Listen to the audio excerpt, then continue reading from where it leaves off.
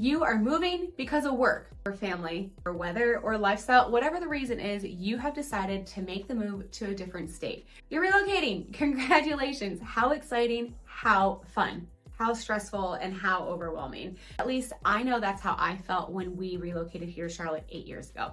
So in this video, we're gonna take a deep dive into logistics and help you step-by-step plan how to make your move or relocation to a new state a little bit easier. If you are new to our channel, welcome to Discover Charlotte, where we help you learn everything there is to know about living like a local here in Charlotte, North Carolina. My name is Brandy Reinschmidt. I'm a local realtor here, and my team and I get calls, emails, and text messages every day from people just like you looking to make a move to the Carolinas. So if that's you, whether it's in 9 days or 90 days, reach out to us, give us a call, send us a text message. We'd love to help you. So you've made the move, you've made the decision, you're making the move, let's say to Charlotte. Well, now what? What does it look like? What is your timeline? What should you plan for? What should you expect? We're gonna deep dive and we're gonna cover all of that here in this video. You're gonna start about 8 to 10 weeks out. Yeah, between 2 to 3 months. And I know that sounds like a lot. You're thinking like, Brandy, that's a quarter of the year almost. Do I really need that much time? Yes, you do. I promise. It doesn't sound like a lot, but when you think about it, let's say, for example, you're renting right now. Your current lease, if you need to break it, if you're not kind of staying with the cycle of your lease, you're gonna have to give them 2 months notice. 2 months notice. There's a lot that has to happen within that 2 months. So let's start there. Let's start, you're in the 8 to 10 week time frame. Let's say you've gotten a relocation offer to a new area. For starters, one of the biggest things that you want to know is your company offering assistance with that? If you were asked to relocate for a job, oftentimes that comes with a relocation bonus. There might be certain companies that they would like you to use or work with, or certain things that you might need to do to be able to take advantage of everything that they offer. So make sure that if you are being offered a relocation package, you know what your options are. That'll help in the planning, especially with the budgeting.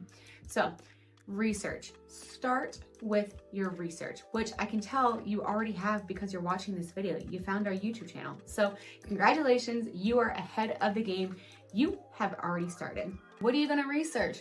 Research everything. Research the area, research the cost of living, research the economics of it, research the traffic, research school zones, research the cost of living, the price point, you name it, research everything. Start pretty broad. Start, if you just want to learn about Charlotte, start with just Charlotte, North Carolina. Then as you go on, you'll find yourself eliminating certain areas and you'll find yourself being able to take that search a little bit more local and get really, really local with it. So first of all, step number 1 is just research. Research the area, make sure that that place aligns with the lifestyle that you are looking for. Number 2, budget. And I say these are the top 2 ones because you want to start a little bit broader because you don't know what you don't know, and then budget. Budget is going to be huge. There are going to be so many expenses that you just aren't ready for, and you also have to account for dual expenses at the same time. For example, you might have to continue to rent up north while you're purchasing down south. There's a lot of things that go into this play. So make sure you budget. And step number 3, stay organized with all of this. So you're doing all the right things so far and you're in the right track. You've done your research, you've made your budget, which you're very organized with that nice folder on your desk. You've taken a trip, you've partnered up with the local realtor here. Now you have to find home. Now, one of the biggest questions we get asked a lot, and one of the biggest conversations we have with a lot of relocation people is, do I rent or do I buy? This is going to be a very personal decision for you and what works best for your situation. Both of them have really good arguments to why they are good choices for you. For example, if you don't know how long you're going to be here, renting might be the best option for you, might be the most affordable option for you. Or if you've never gotten to visit the area where you're moving to ever and you just don't know where to go, you might want to consider renting for at least a few months or maybe even a first year while you kind of get your feet wet and you start to explore and get to learn the areas where you might want to pick a place to make it a little bit more permanent. Now, on the other hand of that, having a home, having a house can make it feel a little bit more permanent. It can help you get into your routine quicker. So if you have a family and you guys are kind of built on structure and you've got schedules that you like to adhere to, buying a home would be a little bit easier to kind of start your routine a little bit. So you don't have to worry, you only have to move once, you don't have to move twice. So it depends, not only on finances, but it depends on your personal situation and what you think is best for you at that time. Now, if you are looking to purchase a home when you relocate, you're gonna have to get partnered up with the lender who understands how to work with relocation clients. So typically you need about 2 years of income. You need 2 years of history of income. Well, if you're starting at a new job or at least a new company, you're not going to have that history with them. So you're going to need a letter of promise, or you're going to need a statement of commitment. There's different terms that they can call it, but your lender is going to have to get something specific from your employer to make sure that they feel comfortable giving you that loan. So that is something that you're going to have to take into consideration if you are deciding to purchase a home. But don't worry, your agent and your lender can help walk through that with you. So what are the things when buying a home? What does that look like even if you are thinking of renting? Here is where you need to get really, really local with your searches, to get really local with your research. For example, you need to be in a 25-minute commute to Uptown Charlotte. What neighborhoods does that look like? Do you want to kind of be in a suburban neighborhood? Do you want to be in an urban feeling neighborhood? Do you want to be walkable to things? Do you want your doctor's office close by? Do you want your gym close by? Do you need a place of worship close by? Where is your grocery store? Where's your coffee shop? All these things are going to kind of play into making your decision. Now, I know that if you've been fortunate enough to make one trip down here, it's likely that you can't come down every weekend to go house hunting or look at apartments. Again, that's where a local expert comes in. We can do virtual showings. We can explain what that looks like. FaceTime, Zoom, you name it. We've accommodated all sorts of things.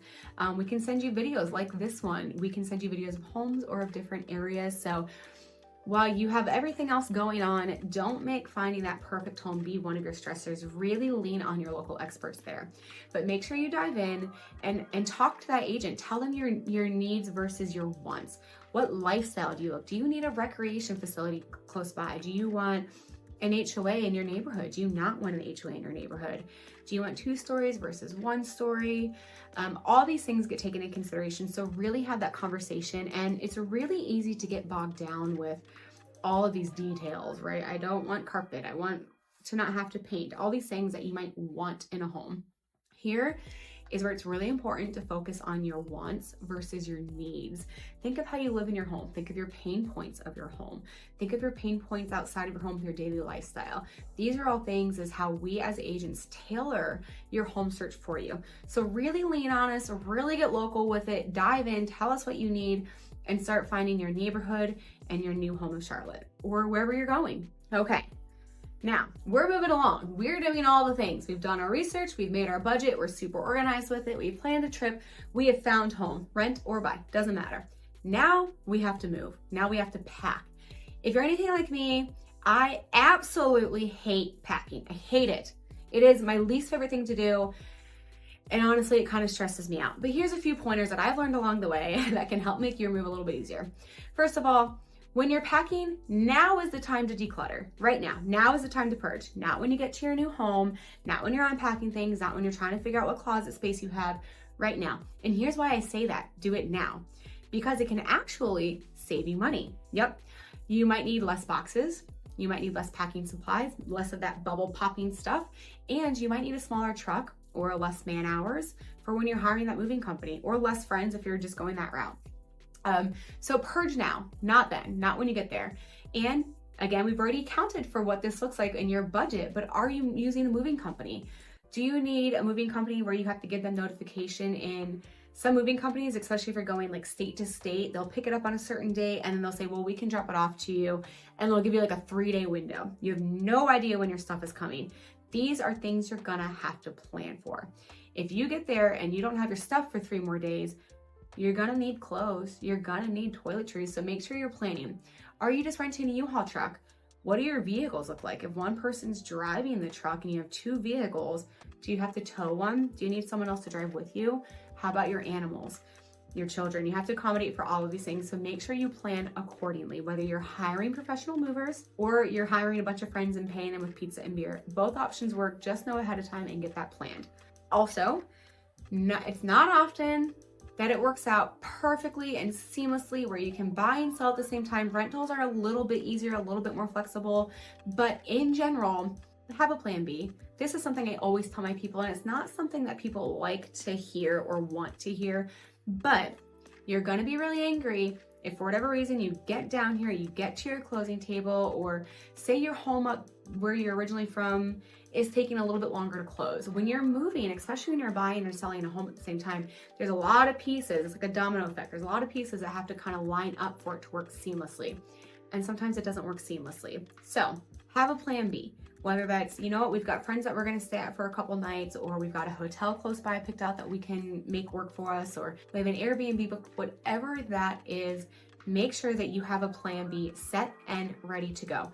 We hope you don't have to utilize it, but if you do, we want it to be an option and we want you to not have to worry about it. So have your plan B, make sure you purge, and don't pack with just big boxes. Another pro tip. Get a various size of boxes, because those big boxes get really, really heavy because you can fit a lot of stuff in there. I learned that the hard way. So you're packing, you've hired a moving company. Next, some things that a lot of people forget to do is write down your subscriptions, write down your memberships. A lot of these are going to have costs associated with them as well. So this all ties back into your budget. Do you have a gym membership that you need to cancel?